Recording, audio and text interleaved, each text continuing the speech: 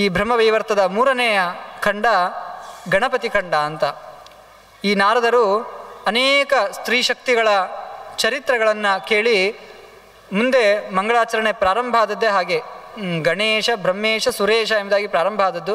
ಆ ಗಣಪತಿಯ ಚರಿತ್ರೆಯನ್ನು ನನಗೆ ಹೇಳಬೇಕು, ಆ ಗಣಪತಿಯ ವಂಶದ ರುದ್ರದೇವರ, ಪಾರ್ವತೀದೇವಿಯ, ಸ್ಕಂದನ ಗಣಪತಿಯ ಚರಿತ್ರೆಯನ್ನು ನನಗೆ ಹೇಳಬೇಕು ಅಂತ ಹೇಳಿದಾಗ ಆ ಗಣಪತಿಯ ಚರಿತ್ರೆಯನ್ನು ಹೇಳಲಿಕ್ಕೆ ಪ್ರಾರಂಭ ಮಾಡ್ತಾರೆ. ತುಂಬ ಮಾರ್ಮಿಕವಾದಂತಹ ಅತ್ಯಂತ ಗುಖ್ಯ ಭಾಷೆಯಲ್ಲಿರ್ತಕ್ಕಂತಹ ಅನೇಕ ಕಥೆಗಳನ್ನು ನಾವು ಈ ಬ್ರಹ್ಮವೈವರ್ತ ಪುರಾಣದಲ್ಲಿ ನೋಡ್ತೇವೆ. ಸಾಮಾನ್ಯವಾಗಿ ನಮಗೆಲ್ಲರಿಗೂ ಕೂಡ ಗಣಪತಿಯ ಕಥೆಯೊಂದನ್ನು ನಾವು ಕೇಳಿರ್ತೇವೆ. ಪಾರ್ವತೀದೇವಿ ಸ್ನಾನಕ್ಕೆ ಹೋಗಬೇಕಾದ್ರೆ ತನ್ನ ದೇಹದಲ್ಲಿರ್ತಕ್ಕಂತಹ ಮಣ್ಣಿನಿಂದಾಗಿಯೇ ಒಂದು ಪ್ರತಿಮೆಯನ್ನು, ಒಂದು ಬಾಲಕನನ್ನು ನಿರ್ಮಾಣ ಮಾಡ್ತಾಳೆ. ಅದರಲ್ಲಿಯೇ ಜೀವವನ್ನು, ಚೈತನ್ಯವನ್ನು ತುಂಬಿ ತಾನು ಸ್ನಾನಕ್ಕೆ ಹೋಗ್ತಾಳೆ. ಆಗ ರುದ್ರದೇವರು ಬರ್ತಾರೆ. ಈ ಗಣಪತಿ ಅವನನ್ನು ತಡಿದಾಗ ಆ ಗಣಪತಿಯ ಮುಖವನ್ನೇ ರುದ್ರದೇವರು ನಾಶ ಮಾಡ್ತಾರೆ.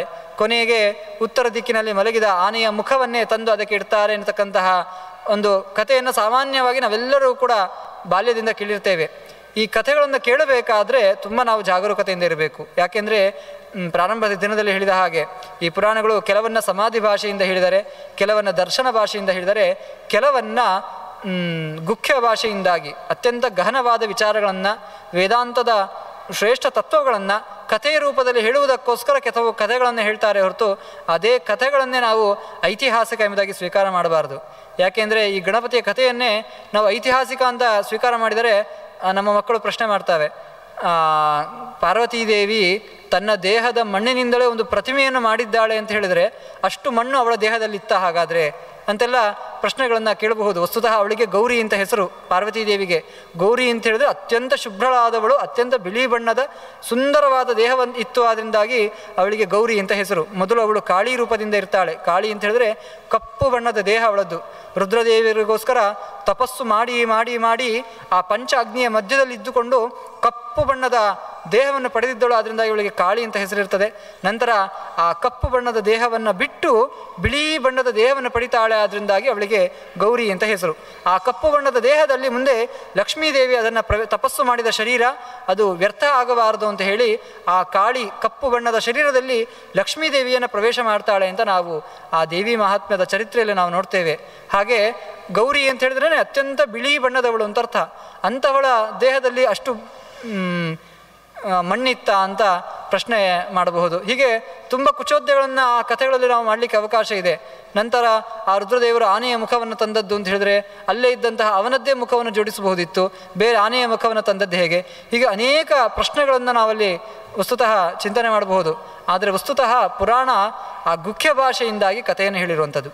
ಅನೇಕ ರೀತಿಯ ತತ್ವಗಳನ್ನು ನೀಡುವುದಕ್ಕೋಸ್ಕರ, ಉದಾಹರಣೆಗೆ ಉತ್ತರ ದಿಕ್ಕಿನಲ್ಲಿ ಮಲಗಿದ ಆನೆಯ ಮುಖವನ್ನು ತಂದರು ಅಂತ ಹೇಳಿದ್ರೆ ಉತ್ತರ ದಿಕ್ಕಿಗೆ ತಲೆಯನ್ನು ಹಾಕಿ ಮಲಗಬಾರದು. ಯಾವತ್ತೂ ಕೂಡ ಪೂರ್ವ ಮತ್ತು ದಕ್ಷಿಣಕ್ಕೆ ತಲೆ ಹಾಕಿ ಮಲಗಬೇಕು, ಪಶ್ಚಿಮಕ್ಕೆ ಮತ್ತು ಉತ್ತರಕ್ಕೆ ತಲೆಯನ್ನು ಹಾಕಿ ಮಲಗಬಾರದು ಎನ್ನುವ ತತ್ವವನ್ನು ನೀಡುವುದಕ್ಕೋಸ್ಕರ ಅಂತಹ ಒಂದು ಕಥೆಯನ್ನು ಅಲ್ಲಿ ಜೋಡಿಸಿರುವಂಥದ್ದು. ಹೀಗೆ ಅನೇಕ ಬಗೆಯ ತತ್ವವನ್ನು ನೀಡುವುದಕ್ಕೋಸ್ಕರ ಪಾರ್ವತೀ ದೇವಿಯ ಮಣ್ಣಿನಿಂದಾಗಿ ಸೃಷ್ಟಿ ಮಾಡಿದ್ದು ಅಂತ ಹೇಳಿದ್ರೆ ಮಣ್ಣು ಎನ್ನುವಂಥದ್ದು ತಮಸ್ಸಿನ ಪ್ರತೀಕ. ಆ ತಮೋಭಾಗದಿಂದಾಗಿ ಗಣಪತಿಯ ಸೃಷ್ಟಿಯಾದದ್ದು ಎನ್ನತಕ್ಕಂತಹ ವೇದಾಂತದ ಸೂಕ್ಷ್ಮವನ್ನು ಹೇಳುವುದಕ್ಕೋಸ್ಕರ ಪಾರ್ವತಿಯ ಮಣ್ಣಿನಿಂದಾಗಿ ಒಂದು ಮೂರ್ತಿಯನ್ನು ಮಾಡಿದ್ದು ಎಂಬುದಾಗಿ ಕಥೆಯ ರೂಪದಲ್ಲಿ ನಾವು ಮಕ್ಕಳಿಗೆ ಅರ್ಥ ಆಗಬೇಕಾದರೆ ಕೆಲವು ಅಂಶಗಳನ್ನು ಸೇರಿಸಿಕೊಂಡು ಹೇಳುವ ಹಾಗೆ ಈ ಒಂದು ರೀತಿ ಐತಿಹಾಸಿಕವಾಗಿ ಹೇಳಿದಂತಹ ಕಥೆಯಲ್ಲ ಅದು. ಅನೇಕ ಗಣಪತಿಯ ತತ್ವಗಳನ್ನು ತಿಳಿಸುವುದಕ್ಕೋಸ್ಕರ ಹೇಳಿದಂತಹ ಕಥೆ ಎಂಬುದಾಗಿ ಚಿಂತನೆ ಮಾಡಬೇಕು. ಬ್ರಹ್ಮವೈವರ್ತ ಪುರಾಣದಲ್ಲಿ ಅದಕ್ಕಿಂತ ಬೇರೆಯೇ ರೀತಿಯ ಕಥೆಗಳನ್ನು ಹೇಳ್ತದೆ. ಗಣಪತಿ ಹೇಗೆ ಹುಟ್ಟಿದ, ಇಲ್ಲಿ ನಮಗೆ ಪಾರ್ವತೀದೇವಿ ತನ್ನ ದೇಹದಿಂದಾಗಿ ಸೃಷ್ಟಿಯನ್ನು ಮಾಡಿದ್ದು ಇತ್ಯಾದಿ ಕಥೆಗಳು ಬರುವುದಿಲ್ಲ. ಇನ್ನು ಆ ತಲೆಯನ್ನು ಕೂಡ ರುದ್ರದೇವರು ಉತ್ತರ ದಿಕ್ಕಿಗೆ ಮಲಗಿದ ಆನೆಯ ಮುಖವನ್ನು ತಂದದ್ದು, ಈ ಕಥೆಗಳಿಗಿಂತ ಸ್ವಲ್ಪ ವಿಭಿನ್ನವಾಗಿ ಬೇರೆಯೇ ರೀತಿಯ ಕಥೆಗಳನ್ನು ಇಲ್ಲಿ ಹೇಳ್ತದೆ. ಇಲ್ಲಿಯೂ ಕೂಡ ಆ ಕಥೆಯನ್ನು ಹೇಳುವುದು ಐತಿಹಾಸಿಕ ಉದ್ದೇಶ ಅಲ್ಲ, ಅದರ ಹಿಂದೆ ಅನೇಕ ರೀತಿಯ ಮಾರ್ಮಿಕ ಚಿಂತನೆಗಳನ್ನು ನಮಗೆ ನೀಡುವುದಕ್ಕೋಸ್ಕರ ಗಣಪತಿಯ ಕಥೆಗಳನ್ನು ಇಲ್ಲಿ ನಿರೂಪಣೆ ಮಾಡ್ತಾರೆ. ಪ್ರಾರಂಭದಲ್ಲಿ ಆ ರುದ್ರದೇವರ ಪಾರ್ವತೀದೇವಿಯ ವಿಹಾರವನ್ನು ತುಂಬ ಸುಂದರವಾಗಿ ನಿರೂಪಣೆ ಮಾಡ್ತದೆ. ಶಂಕರಾಯ ದದೌತಾಂಚ ಪಾರ್ವತೀಂ ಪರ್ವತೋ ಮುದ. ಪರ್ವತನ ಮಗಳಾದಂತಹ ಪಾರ್ವತೀದೇವಿಯನ್ನು ಆ ಶಂಕರ ರುದ್ರದೇವರು ಮದುವೆಯಾಗಿದ್ದಾರೆ. ಮದುವೆಯಾಗಿ 1000 ವರ್ಷಗಳ ಕಾಲ ತುಂಬ ಸುಂದರವಾದಂತಹ ವಿಹಾರವನ್ನು, ಶೃಂಗಾರ ಲೀಲೆಗಳನ್ನು ಆ ರುದ್ರದೇವರು ಪಾರ್ವತೀದೇವಿಯನ್ನು ಮಾಡಿದ್ದಾರೆ. ಅವರಿಬ್ಬರ ಶೃಂಗಾರವನ್ನು ನೋಡಿಯೇ ಎಲ್ಲ ದೇವತೆಗಳು ಕೂಡ ಭಗವಂತನ ಬಳಿಗೆ ಬಂದಿದ್ದಾರಂತೆ. 1000 ವರ್ಷಗಳ ಕಾಲ ಶೃಂಗಾರದಲ್ಲಿ ಮುಳುಗಿದ್ದಾರೆ. ರುದ್ರದೇವರು ಇಡೀ ಜಗತ್ತಿನ ಎಲ್ಲರ ಮನಸ್ಸನ್ನು ನಿಯಮನ ಮಾಡುವವರು.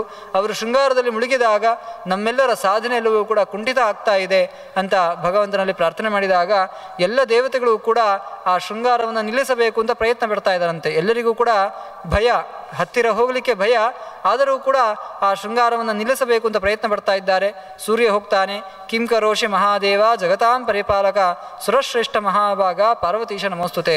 ಸೂರ್ಯ ಹೋಗ್ತಾನಂತೆ, ನಮಸ್ಕಾರ ಮಾಡ್ತಾನಂತೆ. ಏನು ಮಾಡ್ತಿದ್ದೀಯಾ ರುದ್ರ ಅಂತ ಕೇಳ್ತಾನಂತೆ. ಹೀಗೆ ಚಂದ್ರ ಹೋಗ್ತಾನೆ, ಕೈಲಾಸಕ್ಕೆ ಹೋಗಿ ರುದ್ರದೇವರಲ್ಲಿ ನಮಸ್ಕಾರವನ್ನು ಮಾಡ್ತಾ ಇದ್ದಾನೆ. ಏನು ಮಾಡ್ತಿದ್ದೀಯಾ ಅಂತ ಕೇಳ್ತಾನಂತೆ. ಹೀಗೆ ಎಲ್ಲ ದೇವತೆಗಳು ಕೂಡ ಹೋದಾಗ ಆ ಪಾರ್ವತೀದೇವಿ ಮತ್ತು ಆ ರುದ್ರದೇವರ ಶೃಂಗಾರಕ್ಕೆ ವಿಹಾರಕ್ಕೆ ಭಂಗ ಆಗಿದೆ.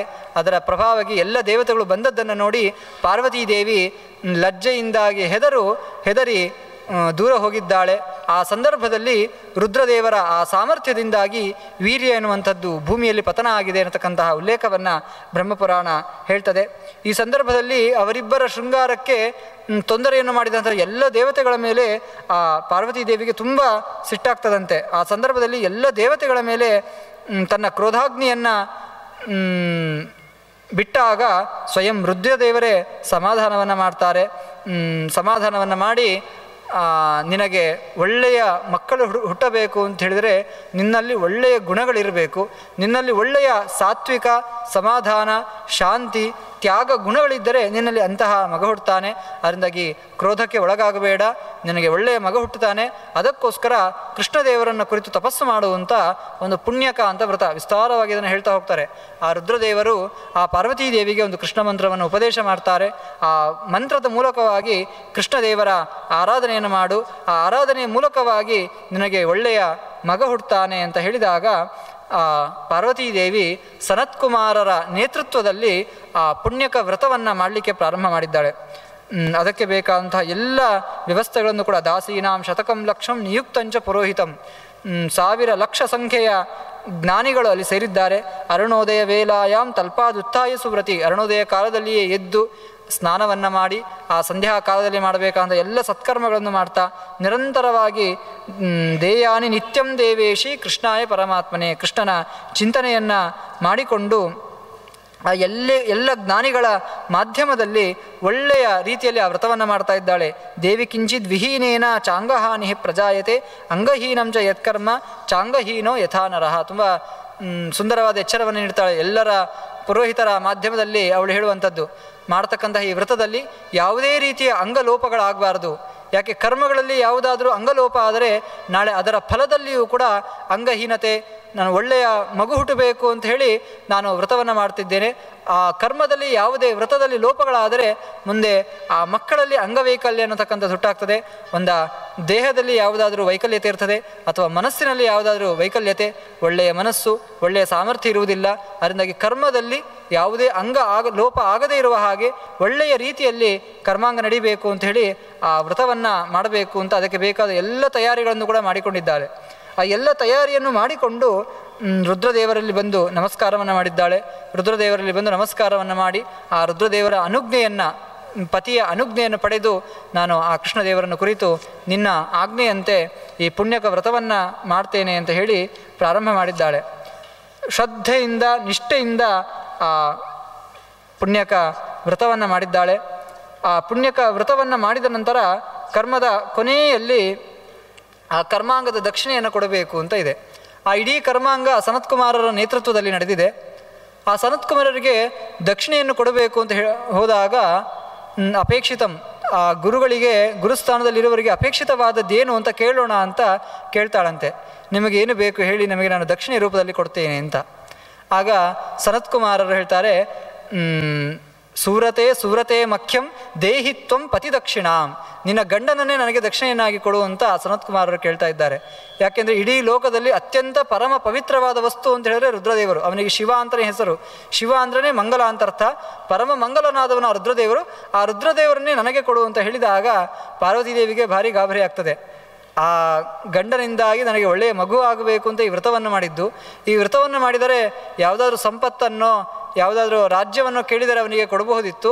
ನನ್ನ ಗಂಡನನ್ನೇ ಕೇಳ್ತಾ ಇದ್ದಾನೆ, ಆ ಗಂಡನನ್ನು ಕೊಟ್ಟು ನನಗೆ ಈ ವ್ರತವನ್ನು ಮಾಡಿ ಏನು ಉಪಯೋಗ ಅಂತ ತುಂಬ ದುಃಖವನ್ನು ಪಡ್ತಾಳೆ.